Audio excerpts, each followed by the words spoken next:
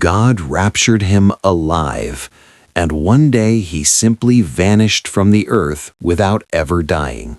Enoch is one of the most intriguing figures in the Bible.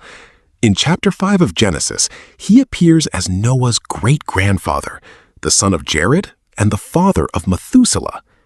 In an era when people lived for centuries, Methuselah reached the age of 969 years, and the entire lineage from Adam to Noah recorded impressive ages, often exceeding 900 years. After the flood, however, longevity dropped drastically. Abraham lived 175 years, Moses reached 120, and in David's time, the psalm already states that the normal lifespan of man was 70 years. The Bible does not explain the reason for this decline with technical details, but an ancient theory, based on the text itself, suggests that before the flood, the earth functioned as a great greenhouse. Genesis clearly states that it had never rained. Irrigation came from a vapor that rose from the earth. This layer of water vapor, suspended above the atmosphere, created a protective greenhouse effect. It filtered the most aggressive solar radiation, preserved the telomeres, the structures that protect DNA and are directly linked to aging, and allowed the human organism to remain intact for much longer. It was like living inside a humid and warm dome, similar to the current climate of the Amazon, but on a global scale. When the flood occurred, this canopy collapsed, turning into the reign of 40 days and nights. The protection ended. Radiation began to hit the DNA with greater force, and longevity decreased rapidly. Noah, chosen to preserve humanity, is described as perfect in his generations. The Hebrew word is tamim, the same term used for sacrificial animals, without blemish, without defect, integral. It is not only moral perfection, but physical and genetic integrity. Noah did not have his DNA corrupted by the mixture with the Nephilim, the giants generated before the flood. He was genetically pure, which is why he was preserved. Another curiosity comes from biology. Reptiles do not stop growing while they live. An alligator, if it lived 1,000 years and had sufficient food, could reach gigantic sizes. Dinosaurs, according to this line of thought, would simply be reptiles that lived for centuries in an era of extreme longevity. Mammals, on the contrary, have a growth limit. Human beings, for example, are born extremely dependent, head large in proportion to the body, unable to walk, requiring enormous energy for brain development. If a baby's growth rate continued throughout life, the adult would be the size of a whale. But there is a natural break that slows this process. Before the flood, with the protection of the vapor layer, this break was different, allowing longer lives, and in the case of reptiles, much larger bodies. Enoch, for his part, lived 365 years, a symbolic number equal to the days of the solar year, and the Bible simply says that he walked with God, and he was no more, because God took him. He did not experience death, he was taken alive. His name in Hebrew means dedicated or consecrated, and his life reflects exactly that mission, to be a bridge between heaven and earth. Noah, whose name means rest, emerges in the midst of chaos to bring relief to the corrupted earth. The story of Enoch gains even greater depth in the book that bears his name, an apocryphal text written probably between the 3rd and 1st centuries BC, and preserved complete only in the Ethiopian version. It did not enter the canon of the Hebrew Bible, nor that of most Christian churches, for several reasons. It was rediscovered after the canon had already been defined. It contains doctrinal divergences, such as the idea of multiple falls of angels, and it expands too much on what Genesis tells in brief form. Even so, it is cited indirectly in the New Testament, in the letter of Jude and in 2 Peter, and fragments were found among the Dead Sea manuscripts. What makes the Book of Enoch extremely important is that it is not just a parallel story, but a detailed and complete explanation about the origin of evil in the world. something that Genesis only mentions quickly in chapter 6. The entire book is divided into 5 main parts, each revealing deep layers about the spiritual world, the corruption of humanity, and God's plan for judgment and restoration. The first part, called the Book of the Watchers, is the best known and most impactful. It tells that 200 angels, known as watchers or sentinels, descended to earth attracted by the beauty of human women. Led by Semyaza and Azazel, they gathered on Mount Hermon and made a solemn oath. They would abandon their position in heaven, take wives among humans, and generate children. This act was a deliberate rebellion. They not only united with the women, but taught humanity knowledge that, according to the text, was forbidden: the manufacture of weapons of war, the use of jewels and precious metals, the art of makeup and embellishment, sorcery, astrology, and the manipulation of herbs and roots for magical purposes. From this union were born the Nephilim, giants of colossal stature and violent nature.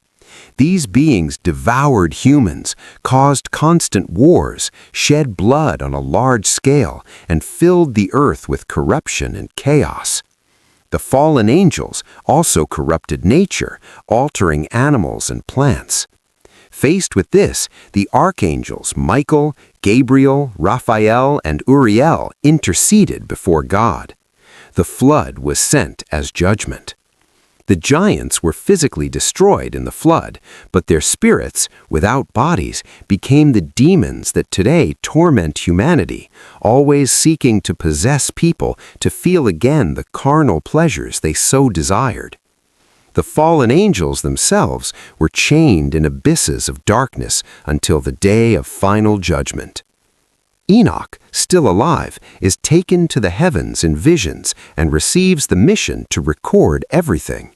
He even intercedes for the watchers, asking for forgiveness, but God denies it because the transgression was conscious and irreparable.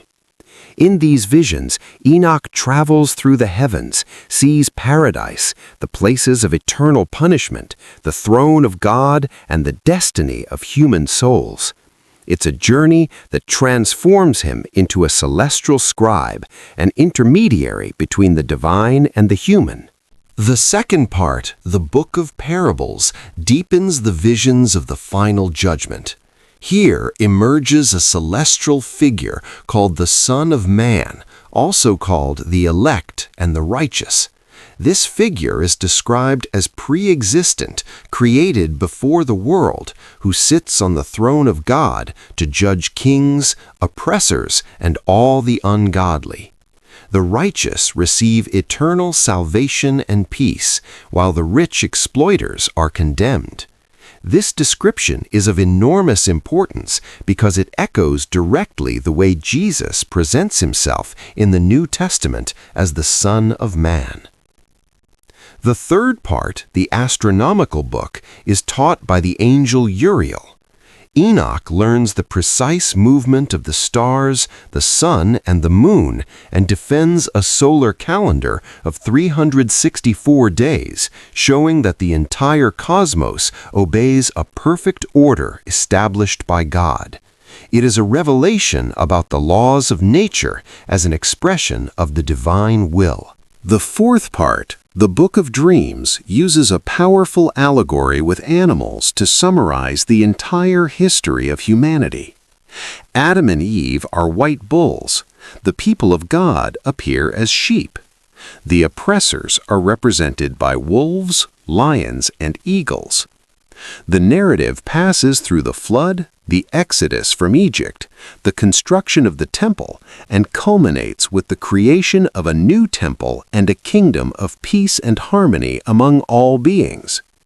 It is an eschatological vision of messianic hope, similar to the description of the millennium in the Bible. The fifth part, the Epistle of Enoch, brings practical advice to the children and to the righteous. Live in righteousness, help the poor, avoid sin. There is a harsh criticism of the rich oppressors and the revelation of the apocalypse of the 10 weeks, which divides all human history into 10 periods, culminating in the final judgment and the new creation. There are also appendices about the miraculous and supernatural birth of Noah, reinforcing that he was chosen in a special way.